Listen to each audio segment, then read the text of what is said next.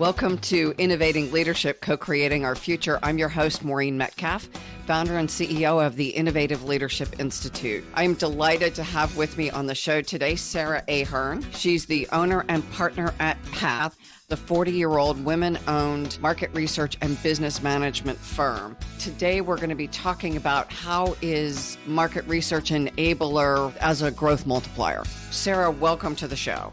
Thanks so much for having me, Maureen. I've been looking forward to this all week. PATH stands for People Are the How. How does market research and people focus fit together? Yeah, it's a great question. You mentioned for market research and business management, we help organizations learn more about their customers and turn that into action faster than the competition. And we do that through data. There are a lot of data points out there that can be tremendously helpful, but without the context of people around them, we find it really difficult for organizations to take that action. And from our perspective, data is only as good as the action it drives. And so you mentioned we're 40 years old. My mom, Monica, started the firm 40 years ago, to a certain extent, a trailblazer in the space in market research and supply chain. And now my brother, Jonathan, and I are both in the business. And so I'm really passionate about the ability of market research to help organizations understand people better and create better experiences. Beautiful. So give our listeners an example of someone who has used your services for a long period of time and how it's helped them be successful. We're really proud of our client relationships. I think our longest term client relationship now is 27 years, and we've been running their ongoing customer experience research for that long. And one of the ways that we interact with organizations, especially big organizations, is that in order for them to make decisions about people, they really need it synthesized. We can't always action every single piece of feedback we get from customers. That's not reasonable in our businesses. So for this particular client, call their customers after almost every single experience, get that information, and then we as a partner go in deeper into the data using deeper statistical analysis to understand, okay, what's most important here? How can we help this particular organization understand where the biggest ROI is going to be, the biggest bang for their buck, and how they can use that data to take powerful action? And how has it impacted their business? What's their ROI? I mentioned this before. The challenge is that organizations aren't really built to do this. There's just a lot of competing things in the way that we do business today. And so how do you balance your P&L, something that's so clear cut, with what people want? You know, all of the different kinds of feedback that you're getting from people. And for this particular client, we see them, and great companies, we see them do that in a number of different ways. They have a strong vision that they want to stay true to. And so the data can help them really understand how to focus that and continue to action that. And in this case, they're a family-owned business, a 100-plus-year-old family-owned business. And so they want to stay true to that kind of value of family they have. So they get feedback from customers and where they're doing that well and where they're not doing it well. And they can continue to kind of like, okay, let me train up my managers here. Let me resource this particular geographic location to help them better deliver on this value of family. We also see these companies have focused leadership as a part of the way they succeed. And so the data can really help leaders who are leading these big companies get that feedback in the same way people at the front lines are. So it helps break down those silos and helps make decisions with customers in mind, even though it may have been a long time since they've been face to face with any number of customers. And then finally, this idea of people and data is a growth multiplier. We see organizations that lean in on customer experience outperforming the market by up to 1,200%. And that's not our data. And I could certainly go into a whole story about how that happens, but this is how organizations do it faster than the competition. We all can listen to trends and see what's happening externally, but if we're hearing directly from our customers, we can take action on that in a really quick and focused way. It helps organizations create powerful, loyal customer relationships. As you're talking, one thing that really struck me is the distance between the executive team or the leadership team and the frontline folks. And often what a frontline person will see that they're working to resolve doesn't get translated or escalated to the leadership team in a way they need it to get escalated, or there's a whole bunch of stuff getting escalated, one or the other. either too much or not enough. And this allows leaders to pinpoint the top actionable items, which is invaluable when navigating all of the competing commitments. Absolutely, because it's not just our customer voices that we hear. It's our employee voices, it's external stakeholders, the market itself. All of these different pieces of information can be valuable. All information is interesting, but not all information is important for decision making. These kind of processes help us focus that. What we find is that organizations do reach an inflection point in size. When you're a smaller organization, they have that kind of adage of management by walking around, and you can kind of do that with your customers too. You can stay close to them. But when you scale to a certain point, there's just no way to manage all of that feedback without having a data-driven process. And so this kind of process really helps synthesize that down and focus it. So at the end of the day, we have our eyes on delivering great experiences, because that's what we're all here to do in business, is to deliver great value for our customers, for our employees, for our communities. Certainly voice of the customer, you've talked about that. You also have the capacity to do voice of the employee or employee engagement. Yeah. And we find there are two sides of the same coin. Once we get good customer feedback and hear what they care about, what their wants and needs are, where they feel like the most value they get from the organization is, and where they don't, gives us the opportunity to say, okay, how can we understand what the organization itself looks like, so we could do a similar process of where are the friction points? Where are we doing a great job of delivering this value and providing value to the employee as well? And where aren't we? Because not only can we find places to improve, I feel like as leaders, we always want to see the list of top 3 things we need to improve, but there's a tremendous amount to be learned from the places we're doing it really well, so that we can take that and start to build it across the organization. And in fact, one of our clients, they're a $700 million manufacturer. They started this process. They started getting ongoing customer feedback. We were calling all of their customers after each individual experience. They figured out, okay, this is what customers care about. And they took the same process with employees and partnered some of their top performing locations with some of the locations that needed help, and built a ton of culture around it. That, hey, we're all in this together. This is not an opportunity to tell these locations they're doing a terrible job and highlight these locations. This is an opportunity for us to share and partner so that we can deliver great value for our clients. And they've continuously seen the impact in their business through growth, through loyalty. So it helps really from that cultural standpoint create these great relationships. It seems like the quicker I get actionable data and recommendations, then I, as the leader of an organization, can prioritize your recommendations across all the other things we're focusing on and take action as quickly as is reasonable. Yeah. This process helps you make an intentional choice about what kind of game you're playing, where in the market you want to be. So a big part of the framework we use is this idea of creating great experiences. And I referenced the American Customer Satisfaction Index. They worked with the University of Michigan to measure the performance of organizations that went all in on this. You know, they built culture around it. They have customer experience programs. They empower their teams, versus the performance of the S&P 500 over the past 15 or 16 years. And like I said, what they found was that these ACSI index organizations outperform S&P 500 companies by up to 1,200%. And it's not like S&P 500 companies are any slouch, right? Like some of these are blue chip companies. And so if you want to have this growth multiplier and you want to build your business around it and do your strategic planning with that in mind, you do have to make an intentional choice. You do have to say, okay, we are a company that plays this game of experiences, and we're not going to get distracted by other loud voices in the conversation, like price and cost and those kind of things. We'll balance those equally, but we know that there's true financial return by going all in on this. And so we need all of that information to make good decisions. This then goes to the strategy, and I'll use a company that's well known for amplifying customer experience, being Disney. Yeah. That's a company that has placed customer experience front and center. It's built into strategy. It's built into culture. It's built into performance appraisals. It is up and down a core to their business. And that customer experience piece experience is what keeps people returning to, whether it's a park or a TV show or a cruise. Everyone talks about the exceptional experiences they have.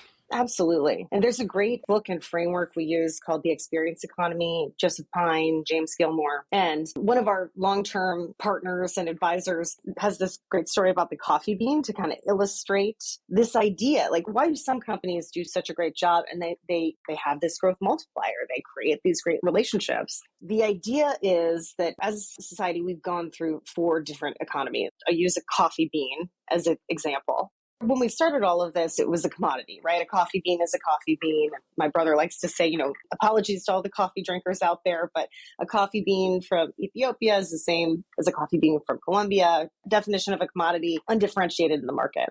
At a certain point, somebody had a great idea and said, you know what, if I package up this bag of beans, I can sell that to you and you'll pay a premium for it. There's value in me doing that for you. And so we kind of moved into this goods economy. And then same thing happened. At some point, somebody said, if I make this cup of coffee for you, then I can charge a premium. I can charge more for those cups of coffees than I could for this bag of coffee. And you will pay it. There's value in that. And then for the past kind of 10 or 15 years, maybe even a little longer, there's been this switch where I'm sure there are people listening that if I ask them, did you go to the gas station and buy 26 ounces of coffee, or did you go to Starbucks and buy 12 ounces of coffee for $10 or something like that? There's always the gas station people, so that there's value in that too. But most people would say, no, I went to Starbucks. And it's because of this experience, because, it's not to say the iced tea or the coffee that you get at Starbucks is so much different than anywhere else you get it, but they know your name. Your order is consistent no matter where in the world you go. There's a story behind the beans. They offer all different kinds of products that provide you additional value.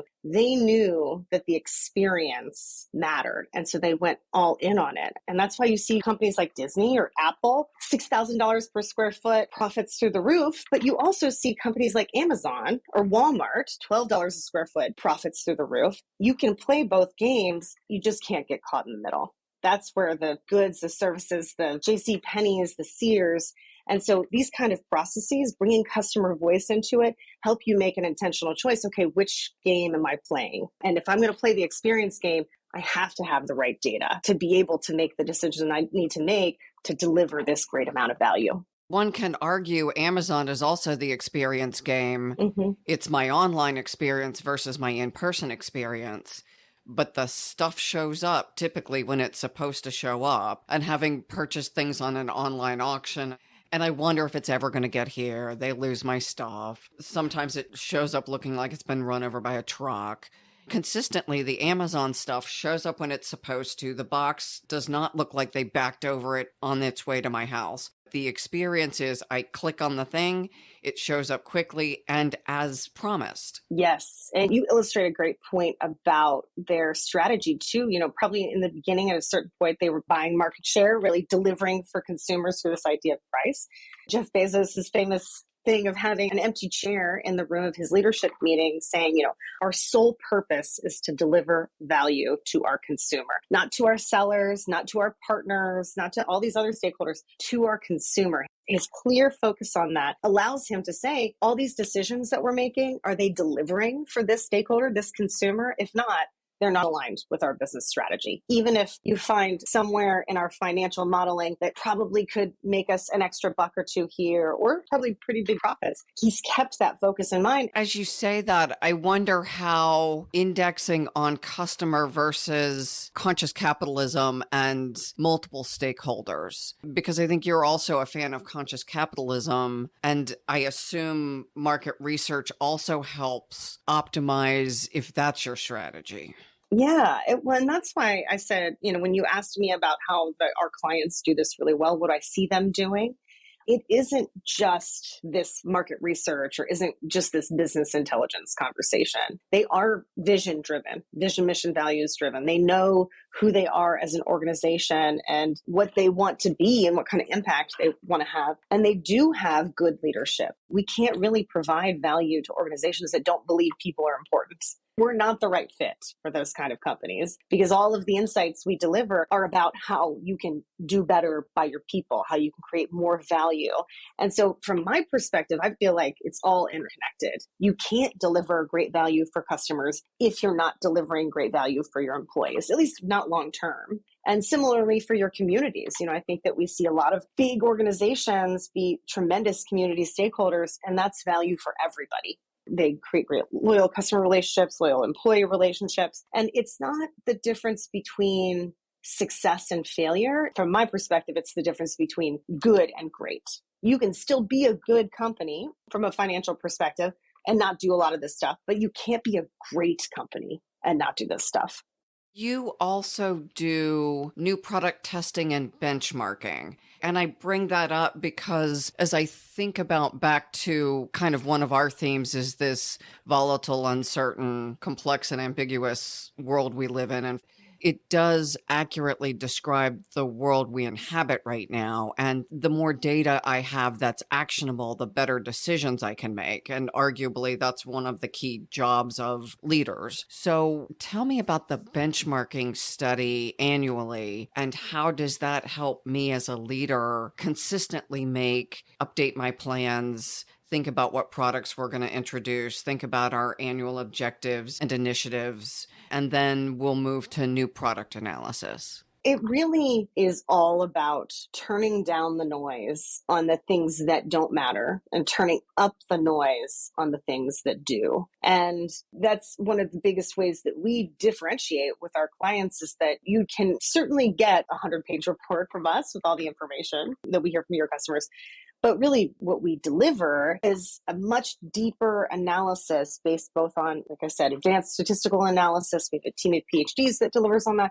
But then also the best practices around change management. What can you reasonably implement? What is going to make the biggest difference internally and externally? And so I'll give you an example. We worked with a client last year and we delivered a customer benchmark for them. So we went out and talked to most of their customers for statistically significant samples so they could feel really confident in it. And their goal was they were a $200 million company. They're trying to double in the next 3 years. And so they want to take that big next step. They know they have great customer relationships, but they just don't know where to focus. They're delivering extremely high touch experiences for everybody. They have 15 different steps in this process. And they want to know, okay, what makes the most difference to our customers? Because we just can't do this. We can't continue to do all 15 of these steps if we're going to double. And so when we got the information back, it was clear not only was this customer delivering, they were over delivering for their customers to the point that there was big time stress on the internal systems.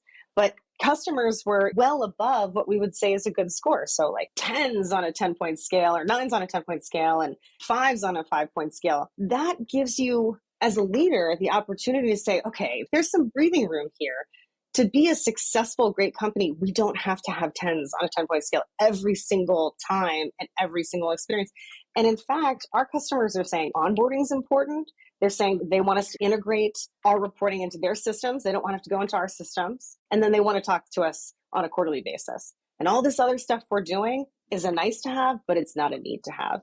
And so that leader can sit down with his team and her team and say, hey, let's build it around these 3 touch points. And then give ourselves some space to continue to deliver in other ways, onboard more clients because we've driven down our resources in these areas. So it can be a really empowering situation. It doesn't have to be an emergency situation where, we're hemorrhaging customers, we don't know what to do. It can be you have a great company, you're just trying to scale it and you want to be able to focus. This is then input to annual strategy or whatever cadence people are doing strategy now, as well as ongoing operations. Yeah, we have a tendency to see people use it on a 1 to 2 year basis and then on a quarterly basis as they're managing their projects, their clients. They're trying to figure out, okay, how are we doing? Are we delivering on our promises? Are we staying aligned as an organization? Those are the time horizons that we see people be really effective.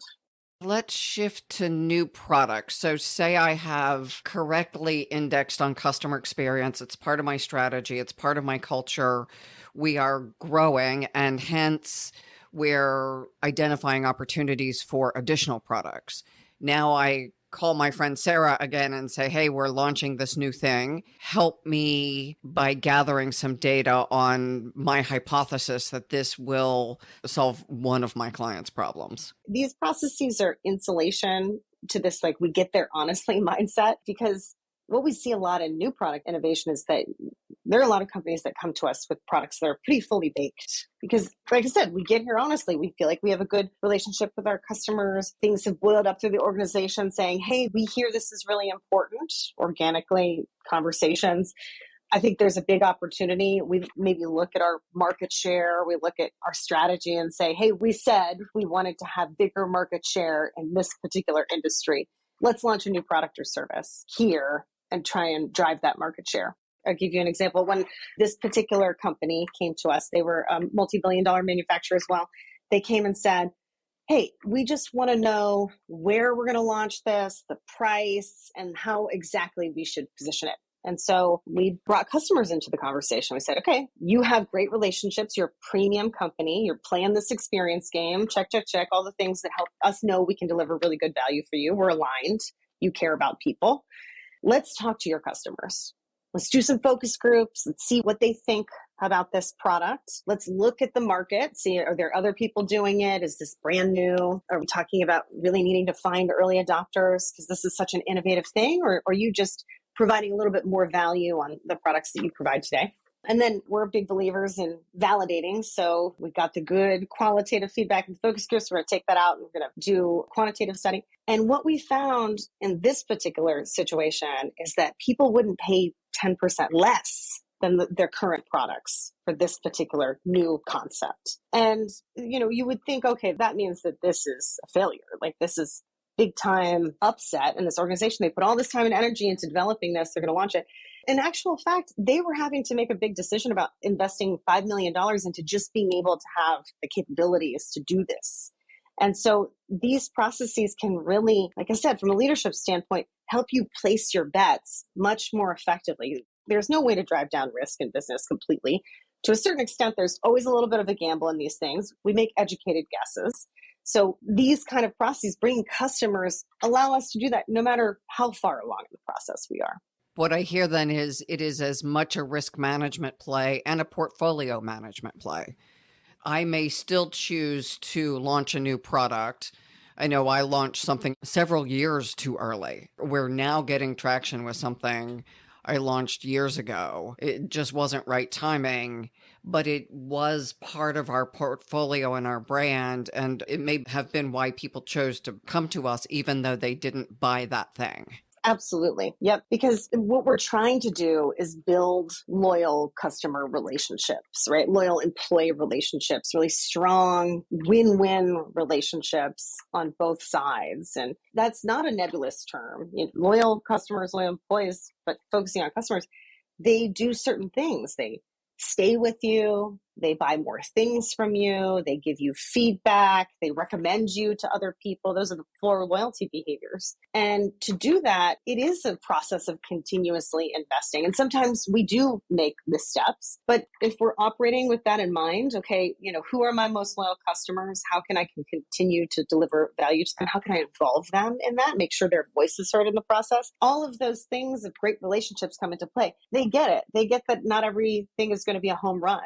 And they appreciate you just asking them to be a part of the process. And so even if it's a misstep from a strategy standpoint, okay, this isn't going to fit perfectly right now, it continues to be a great way to bring your customers in or your employees in and continue to invest in those relationships. Are there specific behaviors that consistently drive customer loyalty, kind of irrespective of industry? Because you talked about too much. We all know what too little looks like. When I call in, heaven forbid I have to call somebody now, and I get put on hold and they keep telling me how much they care about me. Yeah. Like, if you really cared about me, you would answer the phone. Right. Or go to my website, but the website requires a PIN that I never got. And the only way to get the PIN is to call the number that told me to go to the website. Yeah. So we know what what suboptimal looks like. Right. What is right now? Because you talk about voice of the customer, yet often people like me don't want to talk on the phone, but I'll answer a survey. If there's one or two things you can fairly consistently count on to elevate customer experience, what would that be? For this past year that I thought was a really interesting pop in the data. And then I love our research manager. She loves a kind of snarky article. And so she wrote 5 techniques to lose a customer based on all of our data. And so she's got some great insights from all of the 40 years of customer research we've done. But the first thing I want to talk about is this really interesting pop. So we do a lot of quantitative surveys, and I'll be honest, it requires a big lift up front to get good responses back, right? You have to really show customers that you are going to use this information from a leadership level, from a direct contact level, then follow up multiple times. Sometimes you have to call them and say, hey, can you take that survey? I really do want to hear what you have to say. In those surveys, we ask all the normal questions that you would think. How easy is it to do business? How satisfied are you? But we also give the opportunity for people to say what the most important reason is for their answer. So, how likely are you to recommend? That's one of the loyalty behaviors I mentioned. What's the single most important reason? And in multiple surveys, we probably do 100 surveys a year. In so many of those surveys, alignment with values came out really strong. I trust them. I feel like we're aligned in their values. The people I interact with are good people, especially like supply chain professional services. There's so very tactical things like, okay, did I get my products? Was it on time? Those kind of things. You think those would kind of boil to the top, but in actual fact, this idea of values alignment and trust came out so strongly. When I've talked to people, kind of like what you said, Maureen, that when I've talked to organizations that are trying to do this work and they're making promises, I really encourage them to be as authentic as they can be. Yes, aspirational is important, right? We have to set good goals for ourselves, but customers know when it's not authentic. So come to the table as your true authentic self as an organization. If you care about people, tell them why and how you do that. They know and they see that, and it has a tendency to be one of the biggest drivers. Proactive communication, not making customers do extra work to get what they need from you. Those kind of things are evergreen. We can always do better at those. These kind of processes help us understand what about communication. Like I said, for that client that was over delivering, it was really onboarding, and their clients didn't want to have to sign into their portal to get the information they needed. It makes such logical sense, but organizations think, oh, I invested a lot into improving my technology to provide you extra value. All you have to do is sign into my portal and get all of your information. That's not what customers want. They want you to make it easy for them. So those kind of the basics, communication, making it easy, that's really what matters in addition to values. Okay, so I basically like you, trust you, you're a person I want to do business with, and then doing business is easy. Absolutely. And I've listened to your preferences. I know because of all this change, right? Like there's just so much iteration organizations have to do throughout the year to meet the needs of their customers. Some of this basic stuff gets lost in the shuffle. Like I'm just trying to continuously get you what you need and make sure that I'm delivering on whatever the tactical product and services that I'm doing, that things like being authentic, trying to just speak to this person as another person, creating good relationships, over communicating, those kind of things sometimes get lost. As I'm listening, I'm also listening as a business owner and thinking about, okay, am I doing these basics? Do people know what my values are? And are they aligned? And are we easy to do business with? And we've just hired a new person, and she'll be listening to this podcast well before it airs. And we'll be looking at our customer experience because we've done a light version of the customer experience journey. We are, with our chief revenue officer, reworking the website to make sure the buyer experience looks good. Is that onboarding experience good? I think for us, it's just easy to lose sight of everything seems urgent. Everyone that I work with seems overworked. Where we used to go home early on Fridays, and during the summer, people would have short Fridays. They may have short Fridays, but it's because they've worked their 55 or 60 hours a week by Friday morning. And so they're only going to work 4 hours on Friday. It feels like everyone I'm working with seems more inundated, hence focusing seems harder. The evidence is we are working at a pace that's unsustainable. Your example of the client who is over indexing on things that customers may care less about, we don't care. Right. Because when something goes wrong, we start to care. But if we're over indexing on things that people care less about, that data would be as important to me because I know what to stop doing or ratchet back so I can pay more attention to the things that people are choosing or deselecting me for. It's so true. My executive mentor gave me the phrase in business when I was a kind of a baby consultant. I was just starting out and getting really upset with my clients for not giving me the information I needed. And, oh, how could they possibly do that? This idea that we get here honestly, just by the way that business works. And, especially leaders and organizations have a tremendous amount of investment and care. We're trying to do so many things well that we get there honestly. We get distracted by things that do matter, but maybe don't matter to the customer. And I'll give you two examples of that. One, a personal example.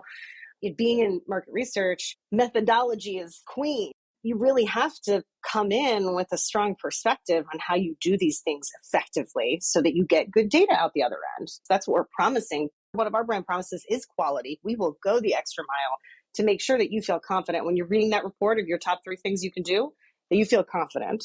It's great data. It represents your customers. And there's this piece of our process because it is better. Let's say we're doing a project with you, Maureen.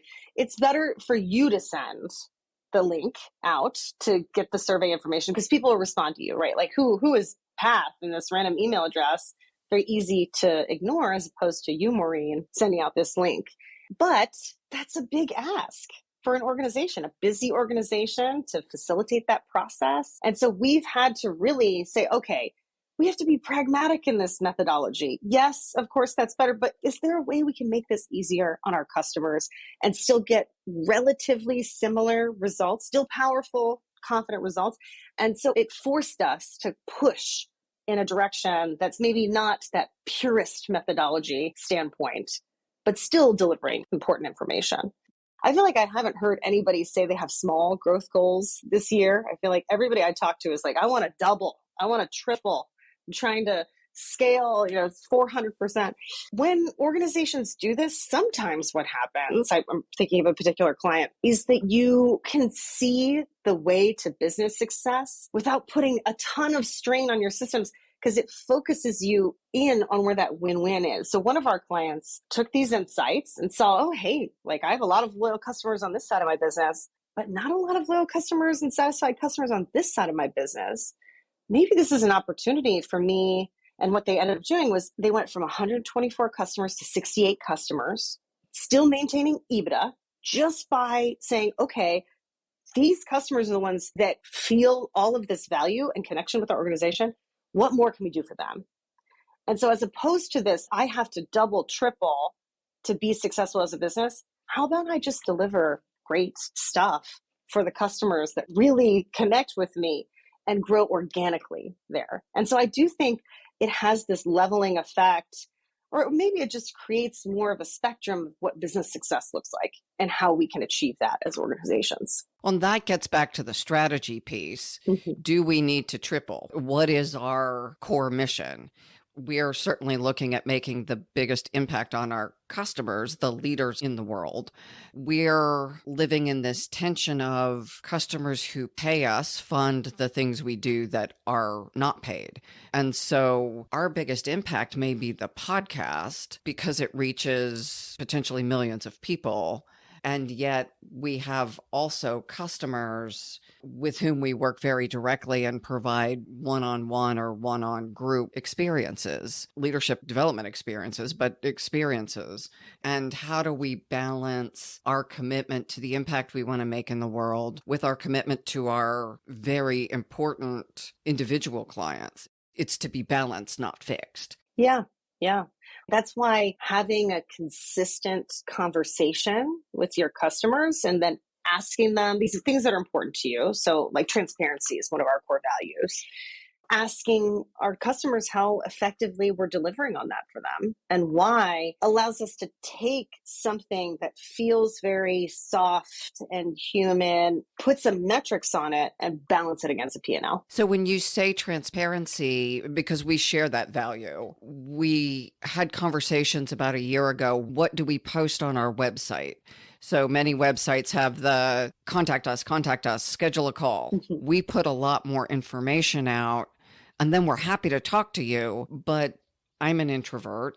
I want to go out and get the information I need from a website, not have to call a person, get on their schedule, however long from now, time zones, and just I'm an introvert. I don't want to talk to people sometimes. So when I'm doing research, I want to go do research, not schedule a day worth of phone calls. So we decided to put pricing or price ranges on the website because if you want $100 leadership class, we're not the right people. If you want to pay $10,000, that's above what we charge. We're happy to accept it. But there's a market that is a right fit for us. I want to make it easy for people to select or deselect if they're not a right fit. Yeah. That value continues to drive the experience we want people to have through the buying journey and consequently then the customer experience. So for us, just being clear on that one item has really driven the actions we take. Now, if you were to interview the people who didn't pick us, which is harder to find because they don't necessarily leave a message saying we didn't pick you and this is why, it would be interesting to see if part of that is appropriately not fit. Yeah. What I feel like the framework tells us, the research tells us, is that likely because you wouldn't be compensated in a way that would allow you to deliver great value for them, right? Like there'd be pressure in that system. It wouldn't be a win-win. That likely those aren't your best, most loyal customers who are going to stay, who are going to buy more things from you, tell people how amazing you are, give you feedback to improve. Giving people the opportunity to participate in this through this value of transparency gives us all a better shot at finding that win. And there are people who do it brilliantly. There are university certification programs. There's the American Management Association. They're just places we can't compete with that will do an exceptional job. Let's help our buyers understand, don't spend more time on our site than you need. Go to a provider who will absolutely knock it out of the park for what you're looking for. 100%. Just learn and turn. Let's learn more about your customers, turn into action faster than the competition. It has a tendency to sound like, well, then the competition loses. But I actually don't view it that way. I think that if we focus in on this model, it just allows us all to find that win with the people who are best suited for us. And from my perspective, there are plenty of people out there to do business with. We can all find plenty of people to build that win-win relationship with. And so this gives us a way to do that in that authentic way. You said people respond to surveys better if the person that they know, so Sarah sends me a survey versus some random firm. Right. We're doing a leadership assessment, 360 assessment, and we ask the person who's getting assessed. So I'm getting assessed. I want input from you and our producer, Dan, and several people on my team. I can send the link, but the feedback I got was that looks like it's no longer anonymous, that I'm now going to read the stuff. Yep. How do you balance that? Because we designed it for this exact reason. You'll open it and know it's not spam if it comes from me. Yeah, such a great call out. So the decision point in whether a survey is anonymous or not should be, is there any sort of potential for retribution, right? Like, could this impact me in any sort of way that would be in meaningful way, right? Like, that's why we think the employee-employer relationship, yeah, there's some risk there. It's fair that we make these surveys anonymous because this is my job we're talking about, and I'm not going to give you good feedback if it could potentially affect my job, which could affect my family and all those kind of things. If it's not that kind of situation, we have an opportunity to say, let's say I was giving the survey, Maureen, and I was sending it to you, like, Maureen, I'd really like your feedback. And if you feel comfortable with it not being anonymous, that would be great for me because this would give me the opportunity to start a dialogue about it, right? Like, I'm intentionally here to learn and I want to improve. And that's what we say with customers, like, there's skin in that game for the customer. That's why we don't make those anonymous, because this is an opportunity to relationship build. We're both coming to the table, feedback, potential action, having this conversation, making people feel heard. But there is that decision point. How much impact could this kind of feedback have on this person personally? And that's why we protect people with anonymity in those situations. It is important when we think about the ethics of it. It's an important consideration. The feedback's absolutely anonymous, but the link goes out from the person who's requesting the 360. So I would send you a link, but I don't get the data. It goes off to, in this case, we're the firm that's compiling the data and doing the reports. Let's use you as an example. You're doing a 360 with your employees and your team members and your clients. You would send the link and say, I'm doing this 360. It's anonymous. But the fact that it comes from you, one could say, then it's not anonymous because you're sending out the link. This is where I feel like it pushes so much into change management, because I feel like that is a very similar situation to an employee survey. The employer would send the link, it would come back to us, path, anonymous. In a big organization, it's so much about involving representation of those stakeholders up front, so that by the time the survey link comes out, they know there is a third party. It's proven that third party has shown up to the meetings. There's been multiple levels of communication. So it's not happening to them, it's happening with them. And I think there's kind of a similar, much lighter weight process, but how do we just do a little bit of priming up front to give people the opportunity to feel like this is their process too? Because there's just so much more trust in that situation than there is, hey, I'm going to send out this link. And, time is prohibitive. We can't do it in every situation. But that's why there's this big picture perspective for big organizations. I always think, what's the little piece I could take from that and add to my process to try and implement it with this best practice in mind? So now maybe we need to give the coach who's doing the assessment the choice and the client the choice. People are more likely to open an email from their boss or their peer than, even if you say there's an assessment coming from X organization, there's still, I'm so afraid of phishing that I rarely open and click on anything. And junk mail. And it's just tough. It's a tough technology environment. And I think that feedback has become, because there's such a huge volume of it that we're asked to do, it's kind of become a transactional thing. Like, okay, well, if I want your feedback, I'm going to send you a survey and ask you to do it. And then you can give me your feedback and I'll do with it what I will. And I feel like that's the lesson, is that people know that. If you send them a survey link and you don't tell them what you're going to do with it, and this is what I see commonly, especially for companies that come and say, we've done surveys in the past, this isn't going to work. Well, what did you do? Oh, you sent out a survey link and you got some feedback and you didn't tell them what you heard. You didn't show them action. You didn't reiterate that this was important. All of these things. It's just a big lift to do it. It's a lot of work, but this is the whole point of it. Surveys are just an opportunity to build a better relationship.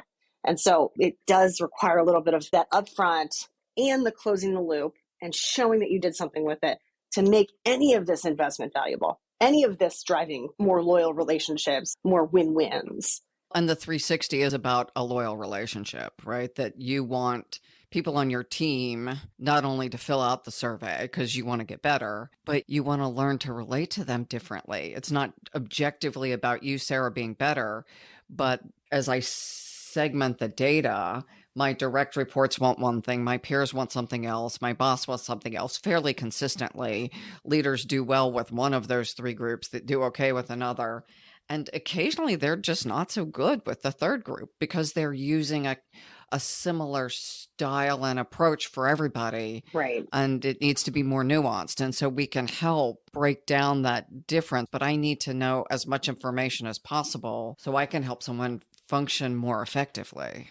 It's so true. I mean, like, not to keep on going back to it, but it's like, of course, we get there honestly. Like we have this style, this leadership style, or this style of delivering to customers. How are we supposed to customize it? What's the expectation here for me to understand how similar and different all of these different either people or groups are? It's really hard for me as one individual to be able to do that effectively, even harder for an organization made up a ton of different individuals to do that effectively. So this awareness opportunity can be really powerful.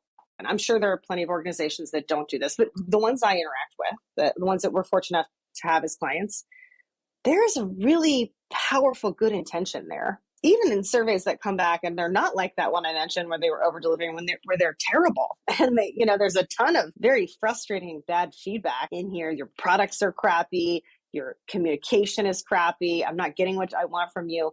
The fact that these organizations are doing it, there's some good intention to try and make this better.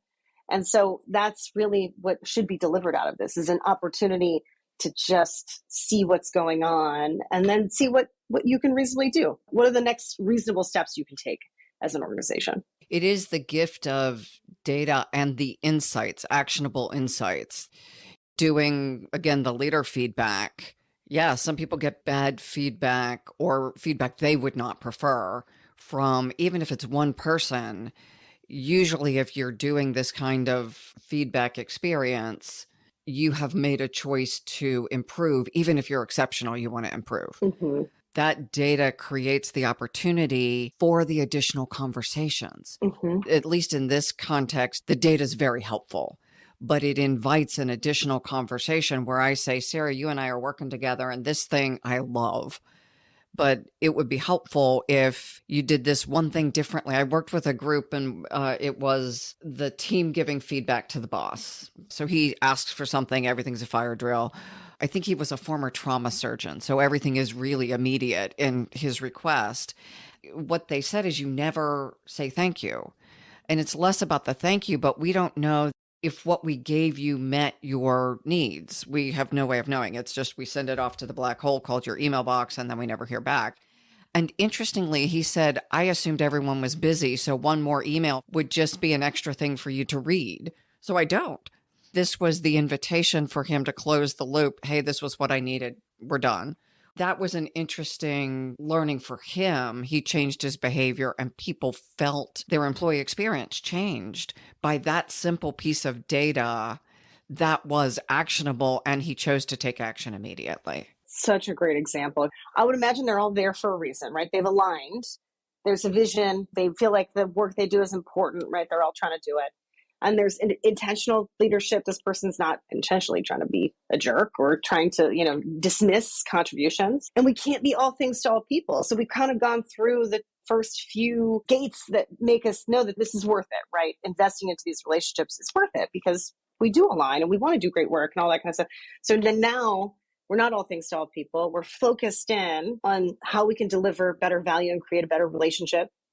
Now, what are the opportunities? What are the few opportunities? Because that is the landscape here. That's kind of the lesson behind the Searses and the JCPenney's and the Toys R Us's is that you do have to make a choice, right? We can't action every single piece of feedback we get from every single person ever. But if there's alignment, there's shared values, there's an opportunity to deliver that mutual value, it's worth doing these extra little things. It's not distracting. It is actually important to do these extra little things to make sure these relationships are strong.